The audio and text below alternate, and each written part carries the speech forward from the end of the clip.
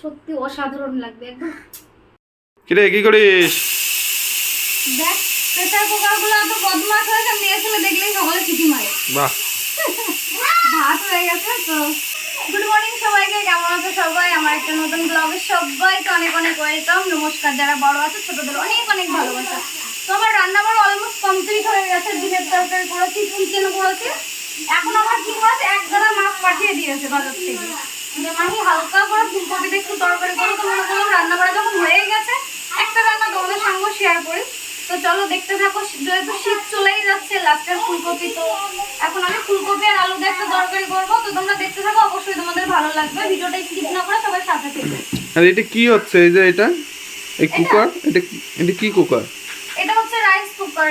এটা না 221খানা ফিউচার আছে, যে তুমি 221টা আইটেম এতে রান্না করে খেতে পারবে। বাবা, আমি এটা অ্যামাজন থেকে নিয়ে আমি বার্থডেতে গিফট পেয়েছিলাম। আমার একটা ফ্রেন্ড বার্থডেতে গিফট করেছিল। এত ভালো, আমি যখন গ্যাস না থাকে সব রকমের রান্না এতে হয়। এখন কি হচ্ছে? টেস্টফুল। এখন রাইস হয়ে গেছে, দাঁড়াও একটুখানি সিটিটা বন্ধ হোক, আমি দেখাবো। তার আগে আমি ফুলকপিটা ভালো করে ধুয়ে নিই, একটু দেখার ফ্রেন্ডদের সাথে একটু শেয়ার করি।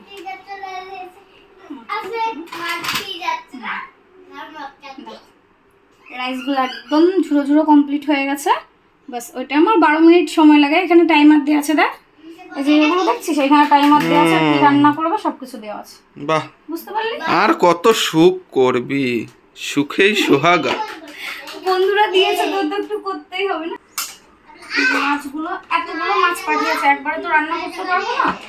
তো এখন ও আর ওর ভাই খাবে শুধু, সেরকম করে রান্না করব। 3 পিস মাছ রান্না করবো এখন, আর রেখে দেবো, কারণ আমার বোন আসছে।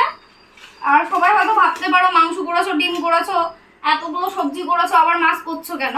তো ডিমটা আমার মেয়ে খেয়ে যাবে, স্কুলে নিয়ে যাবে। আর মাংস করেছি, কালকে বিরিয়ানি করেছিলাম, মাংস ছিল অল্প, সেই মাংসটা আবার করেছি আমি সকালে। আর এই মাছ তোমাদের দাদা সকালে বাজারে গেছিল, তো পেয়েছে। আমাদের সবসময় তো সচরাচর মাছ পায় না এখানে, তো পেয়েছে, ওর ভালো লেগেছে, তাই নিয়ে এসছে রূপচাঁদা মাছ। বাংলার মাছ খুবই কম পাওয়া যায় আমাদের এখানে। তো চলো ভালো করে লবণ আর হলুদটা মাছটাই মাখিয়ে নিচ্ছি।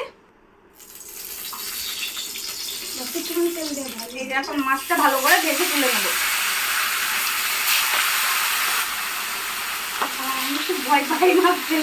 মনে তো হচ্ছে 1 কিলো ওজনের রূপচাঁদা, যে একটা পিস এত বড় বড়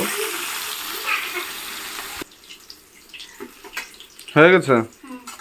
বাহ, চলো এবার সবজিগুলো ভেজে নেই এক এক করে। তো এখন হচ্ছে ফুলকপিগুলো ভেজে নেবো।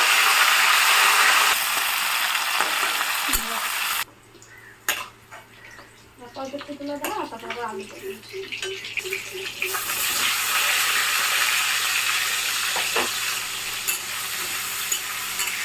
তো আলুটা ভাজতে ভাজতে মশলাটা করে নিচ্ছি। দেখো আমি কিন্তু একদম অল্প পরিমাণে দিয়েছি। 4 কোয়া রসুন, 3টে লঙ্কা, হাফ পেঁয়াজ দিয়েছি, একটুখানি আদা দিয়েছি।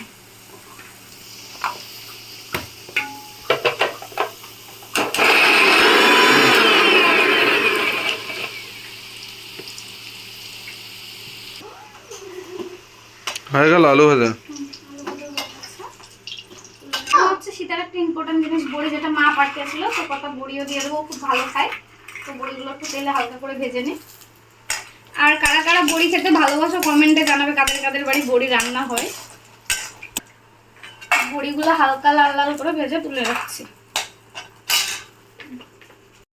কড়াইতে তেল দিয়ে দিয়েছি, দিয়ে জিরেটা দিয়ে দিচ্ছি। তেলটা গরম হয়ে গেছে, তার মধ্যে দিয়ে দিচ্ছি আমি যে মশলাটা বেটে রেখেছিলাম, সেই মশলাটা। আমি কিন্তু সবটুকু মশলা ব্যবহার করিনি, আমার যতটুকু মনে হয়েছে আমি ততটা দিয়েছি। এবার তোমরা যে যেরকম মশলা খাও সেরকমভাবে দিতে পারো। তো মশলাটা দিয়ে আমি ভালোভাবে কষিয়ে নিচ্ছি। মশলাটা কষানো হয়ে গেছে, তারপরে দিয়ে দিচ্ছি আমি আলু। আলুগুলো দেওয়ার সাথে সাথে আমি টমেটোগুলো দিয়ে দিয়েছি, যে আলুর সঙ্গে একটুখানি ভেজে তারপরে দিয়ে দিচ্ছি। হচ্ছে আমি ভালো করে নাড়িয়ে চাড়িয়ে নিচ্ছি মশলাটার সঙ্গে মিশিয়ে। তারপরে দিয়ে দিলাম ফুলকপিগুলো। কেরালাতে না প্রচুর গরম এখন, জানো তো, তবুও কেরালায় মানে ঠান্ডার জিনিসগুলো পাওয়া যাচ্ছে। ফুলকপি বাড়ির ওদিক থেকেই আসে, তো তবু অনেক জিনিস পাওয়া যায় না, জানো। তারপরে গুঁড়ো মশলাগুলো মিশিয়ে নেব। দেখো আমি একটুখানি ধনের গুঁড়ো দিয়ে দিয়েছি, একটুখানি লঙ্কার গুঁড়ো, আর সবজি মশলা যেটা আছে, আর দেবো সাথে পরিমাণ মতো হলুদ। তোমরা যদি মশলা না খাও এটা স্কিপ করতে পারো, গুঁড়ো মশলাগুলো। আর একটুখানি স্বাদ মতো লবণ, যে যেরকম খাও সেই হিসাবে তোমরা দিয়ে নিও। তো আমি জল দিয়ে ভালোভাবে পেস্টটা করে নেব। দেখো ভালোভাবে পেস্টটা করে নিচ্ছি। কেরালাতে না সবাই গুঁড়ো মশলাগুলো খুবই ব্যবহার করে, তো সেই হিসাবে আমি ব্যবহার করতে করতে আমারও এখন খুব ভালো লাগে খেতে। তো চলো সব কিছু দিয়ে এখন ভালোভাবে মিশিয়ে নিচ্ছি আমি মশলাটা। যখন মশলা থেকে তেল ছেড়ে দেবে তখন আমি পরিমাণ মতো জল দিয়ে দেবো, মানে যতটা আমার লাগবে সবজিতে আমি ততটা জল ইউজ করছি। তোমরা যে যেরকম খেতে ভালোবাসো, তোমরা যদি একটু হালকা হালকা খেতে ভালোবাসো হালকা খেতে পারো, যদি মনে করো টান টান খাবে খেতে পারো। এই যে বড়িগুলো দিয়ে দিচ্ছি, মা পাঠিয়েছে এত ভালোবেসে বাড়ির থেকে, 2 বছর হয়ে গেছে বাড়ি যায় না জানো তো। তো বড়িটা দিয়ে ঢাকা দিয়ে রেখেছিলাম আমি, তরকারিতে ভালোভাবে জাল উঠে গেছে, এখন মাছটা দিয়ে দেবো, তাহলে মাছের স্বাদটা তরকারিতে ভালোভাবে আসবে বা ভালোভাবে পাওয়া যাবে। তো তোমরা কিন্তু আমাকে কমেন্ট অবশ্যই জানিও, শীতের সবজি তো তোমরা সবাই ভালোভাবেই খাচ্ছ, আমি এখানে খুবই কম পাই, তো যতটা পাই আনার চেষ্টা করি ঘরে। তো দেখো তরকারিটা আমার হয়ে এসছে প্রায়। এবার সামান্য একটুখানি আমি গরম মশলা দেব, মানে স্বাদ মতো। লাস্টে তোমরা যদি চাও যে গরম মশলা দেবে, একটু ঘি দেবে, সেটাও দিতে পারো। তো আমি লাস্টে ঘরে বানানো গরম মশলা দিয়ে নামিয়ে নেব। আমি প্রচুর মিস করি গো কলকাতা ঠান্ডা সবজিগুলো। তো দেখো এখন সবজিটা হয়ে গেছে, কে কোথা থেকে দেখছো আমাকে কিন্তু কমেন্টে জানাবে, ঠিক আছে। সবজিটা এই যে বরের জন্য বাটিতে নামিয়ে নিচ্ছি, খেতে আসবে। তো এই যে 2 রকমের তরকারি আমার বরের হয়ে গেছে, মাংস খাবে না বলছে। তো এটা হচ্ছে সেই ফুলকপির তরকারি। কেমন হয়েছে তোমরাই দেখে বলো, যদি রেসিপিটা ভালো লাগে অবশ্যই বাড়িতে ট্রাই করে খেয়ে দেখো একবার, অবশ্যই ভালো লাগবে। এইভাবে ফুলকপি আলু দিয়ে করে খেলে পরে ভালো লাগে।